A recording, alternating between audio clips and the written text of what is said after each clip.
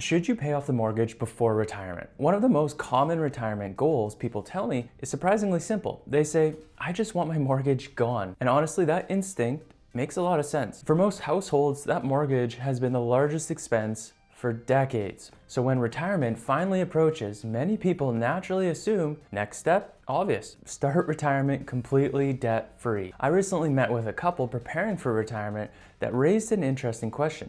Their home was worth about $900,000. They still had roughly $200,000 remaining on their mortgage. They had enough savings that they could just pay the mortgage off immediately if they wanted. And naturally, that was their plan. Once we started looking at the numbers together, their decision became a little bit more complicated than they expected. For many people, eliminating debt right before retirement provides an enormous sense of relief.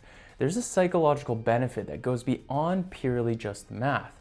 When the mortgage disappears, the household budget becomes simpler, and the feeling of financial independence becomes much more tangible. So the instinct to eliminate the mortgage isn't wrong, and for many retirees, it's exactly the right decision. But once we examined their situation carefully, a second perspective started to emerge. Because a mortgage isn't just a liability, it's also a financial tool attached to an asset that many Canadians already own, their home. And depending on the interest rates, investment returns, and personal goals, sometimes keeping a mortgage can actually create more flexibility than eliminating it. Let's go back to the couple for a minute. Their mortgage payment was roughly $1,200 per month.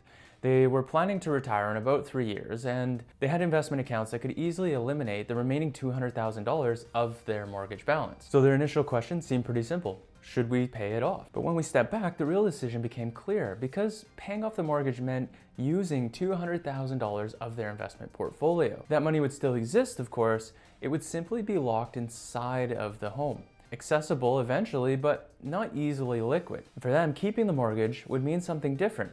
That would mean they could keep that $200,000 invested. The portfolio could continue to grow over time, and their retirement plan would simply include a mortgage payment as one of their regular expenses. This is where a small math example can help us illustrate the trade-off. If someone keeps $200,000 mortgage at around 4% interest, the interest cost might be roughly $8,000 per year. If that same $200,000 remains invested, earning 5 or 6% over time, that long-term result could look very different. Of course, investment returns are never guaranteed and markets have their own movements. But the example highlights something important. Sometimes the decision around mortgage isn't purely about eliminating debt. If we were to zoom out and look at this, it really comes down to 3 things. First, cash flow. If the mortgage payment strains the retirement budget, eliminating it can be a dramatic reduce in financial pressure. Second, flexibility. Keeping investments accessible can provide liquidity for unexpected expenses or future opportunities or lifestyle choices. And third is peace of mind. For some people, knowing the home is completely paid off creates a level of psychological comfort that simply can't be replicated elsewhere. Different people prioritize these factors differently. Some retirees value certainty above all else.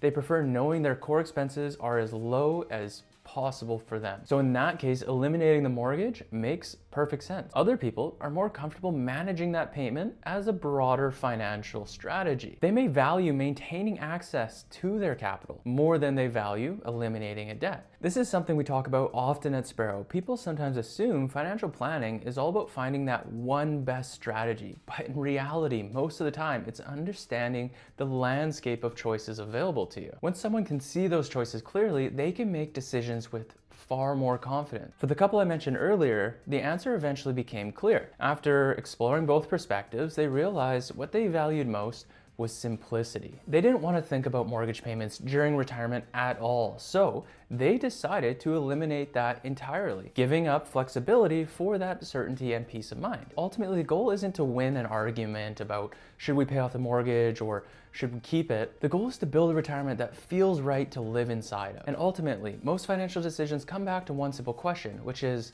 what's important about money to you?